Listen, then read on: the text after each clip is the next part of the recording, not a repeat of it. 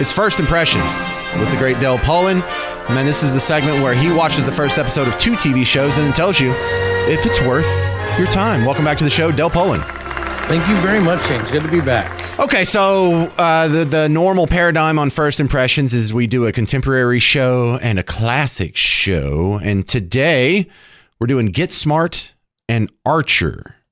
That is correct. Tell me about Get Smart. So Get Smart was a classic kind of spoof on the secret agent spy genre, made popular by things like Man from U.N.C.L.E. and stuff like that. Ran from 1965 through 1970. I thought it was, I'm sorry to interrupt. I'm sorry it was specifically a parody of James Bond. Well, that's it is a little bit too. They parody a couple of different things, but you are right. So it was co-created by Mel Brooks and Buck Henry, who both wrote the pilot. And they literally said they wanted it to be a combination of James Bond and Mel Brooks. That was the whole idea to put them together. Okay. So it ran from 1965 to 1970, 138 episodes over 5 seasons. Only the pilot is in black and white, though. It's very weird. So the pilot is called Mr. Big. Basically, it stars Don Adams as Agent 86, Maxwell Smart, Barbara Feldon as Agent 99, and Edward Platt as the Chief. And it's like I said, it's a live action secret agent show. And basically a secret weapon has been stolen by Mr. Big of the evil organization Chaos. I thought Mr. Big was from Sex and the City. Well, I assume he goes on to do that. You remember, this is 1965. Oh, so this is what he did before. This is probably how he made all his money. Yeah, okay. Exactly. This is how he built his fortune. So Max is given some special equipment by the Chief, exactly like 007 is given gadgets by Q. And then he goes to meet Agent 99 for the very first time in the whole series.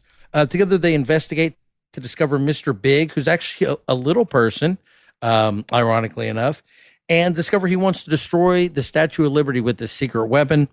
86 to 99 end up stopping Chaos and his crew, and they set the weapon to self-destruct.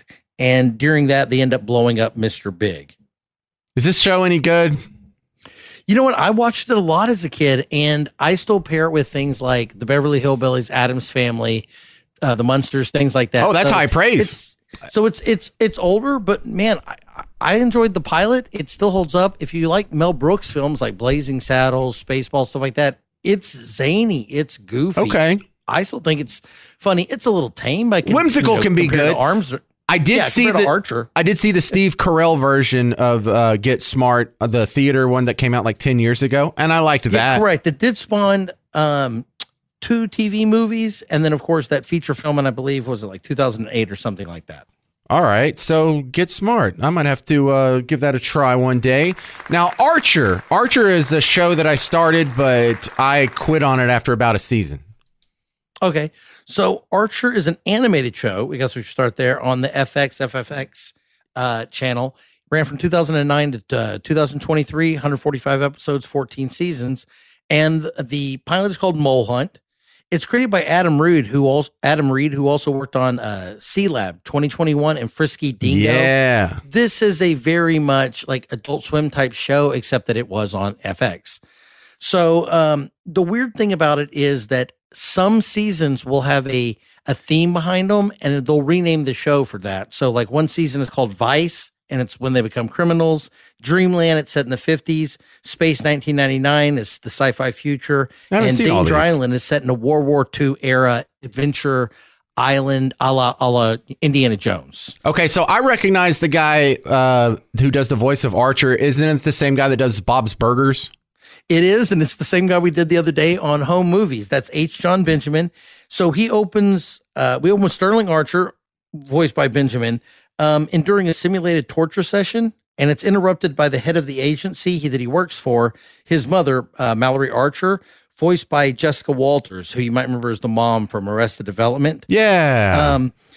Afterwards, we learned that Archer has been spending agency funds on personal expenses. So to distract everyone, he claims that he's hunting down a mole in the organization to keep everyone from really kind of focusing on him. Archer later breaks in to destroy the evidence and transfers the balance, his negative balance, over to another employee's account, during which the actual mole comes in with a gun and reveals himself. And he's like, I made the mole up. He goes, well, but now everybody's looking for one, and I am one. So now I got to reveal myself. The mole's able to escape. He takes Archer's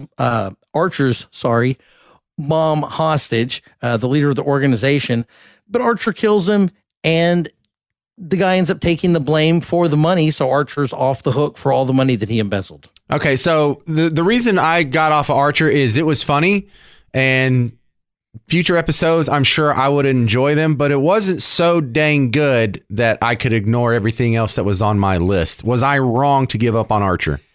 I think so. It's really considered a classic. They just wrapped up 14 seasons at the end of last year. I didn't know it kept going. Man, I thought it was on for like 5 years and that's it.